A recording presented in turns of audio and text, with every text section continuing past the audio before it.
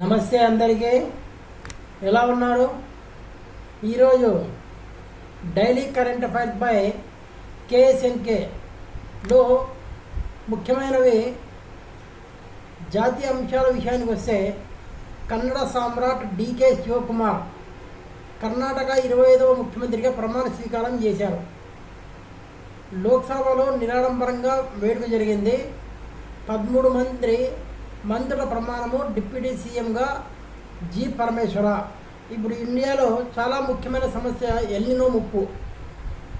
దేశంలో వ్యవసాయ ఆర్థిక సంక్షోభం, రెట్టింపు కానున్న రైతుల సమస్యలు, భూగర్భ జలాలు తగ్గి పెరగనున్న నీటి ఎద్దడి, నీటి ఒత్తిడి కూడా పెరుగుతున్నట్టు వెల్లడించిన క్లైమేట్ ట్రెండ్స్ నివేదిక.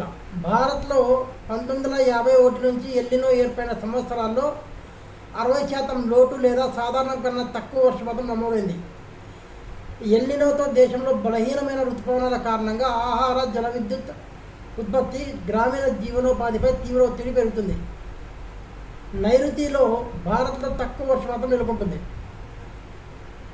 ఈ ఏడాది చివరి నాటికి దేశంలో బలమైన నుంచి అతి బలమైన ఎల్నినో ఏర్పడే అవకాశాలున్నాయని క్లైమేట్ ఎక్స్చేంజ్ తెలిపింది. 1950 నుంచి ఇప్పటి వరకు ప్రపంచంలో 1982, 1991, 1997, 2015లో సూపర్ ఎల్నినోలు వచ్చాయి. ఇందులో 1982లో గరిష్ట ఉష్ణోగ్రత 2.5 డిగ్రీలు ఎక్కువగా నమోదైంది. ఆర్థిక వ్యవస్థపై మరింత ప్రతికూల ప్రభావం కలుగుతుందని ఆర్తి కోస్లా క్లైమేట్ ట్రెండ్ వ్యవస్థాపకులు తెలిపారు. IMD ఋతుపవనాలపై సవరించిన అంచనా ప్రకారం దేశంలోని అనేక ప్రాంతాల్లో వర్షపాతం సాధారణం కంటే తక్కువగా ఉంటుంది. ఇప్పటికే ఒత్తిడిని ఎదుర్కొంటున్న ఆర్థిక వ్యవస్థపై మరింత ప్రతికూల ప్రభావం చూపుతుంది అని ఆర్తి కోస్లా క్లైమేట్ ట్రెండ్ వ్యవస్థాపకులు తెలిపారు. ఈ ఏడాది అత్యంత దారుణమైన ఋతుపవనాలని అంచనా వేశారు ఎగ్జిక్యూటివ్ డైరెక్టర్ GV రామాంజనేయులు.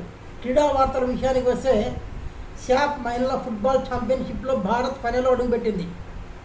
బుధవారం సెమీఫైనల్లో 1-0తో భూటాన్పై విజయం సాధించింది.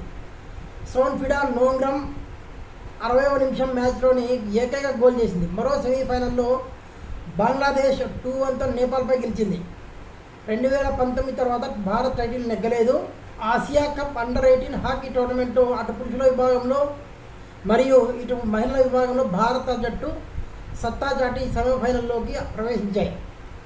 పురుషుల మ్యాచ్లో భారత్ 13 తేడాతో చైనీస్ తైపీపై ఘన విజయం సాధించింది. భారత్ తరఫున ఆశీష్ పూర్తి 3 గోల్స్ సాధించగా రాహుల్ యాదవ్, సిద్ధార్థ్ బెన్ గాజీ ఖాన్ తలా 2 గోల్స్ నమోదు చేశారు. కరణ్ గౌతమ్, ప్రేమ్చంద్, కేతన్ కుష్వాజా, వడిందర్ సింగ్ ఒక్కో గోల్ కొట్టారు. తైపీ తరఫున యోంగ్ యున్ జాంగ్ ఏకైక గోల్ సాధించాడు. మహిళల పోరులో భారత్ 25-0తో సింగపూర్ను చిత్తు చేసింది. భారత ప్లేయర్లలో నౌషీద్ నాజ్ ఏకంగా 7 గోల్స్ కొట్టగా గీతశ్రీ 5 గోల్స్ సాధించింది. ఫ్రెంచ్ ఓపెన్లో స్నైడర్ సంచలన విజయం సాధించింది. తొలిసారి ఫ్రెంచ్ ఓపెన్ సాధించాలని ఆశించిన వరల్డ్ నెంబర్ 1 అరైనా సబలెంకాకు షాక్ తగిలింది.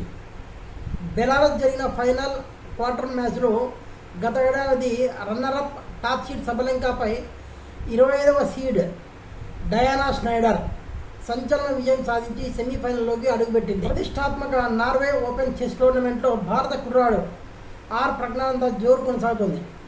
టోర్నీ 8వ రౌండ్లో వరల్డ్ నెంబర్ 1 దిగ్గజ ఆటగాడు మ్యాగ్నస్ కార్ల్సన్ను చిత్తు చేశాడు.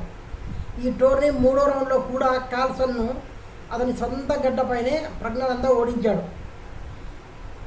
కార్ల్సన్ను మళ్లీ ఓడించినట్లుగా ప్రజ్ఞానంద తెలుసుకోవచ్చు. అదే మాదిరిగానే మరో గేమ్లో వరల్డ్ ఛాంపియన్ డి గుకేష్ 61 ఎత్తుల్లో అలీ రెజా చేతిలో పరాజయం పాలయ్యాడు. 8 రౌండ్లు ముగిసేసరికి 12 పాయింట్లతో ప్రజ్ఞానంద 3వ స్థానంలో కొనసాగుతుండగా 8 పాయింట్లతో చివరి స్థానంలో ఉన్న గుకేష్ టైటిల్ ఆశలు గల్లంతయ్యాయి.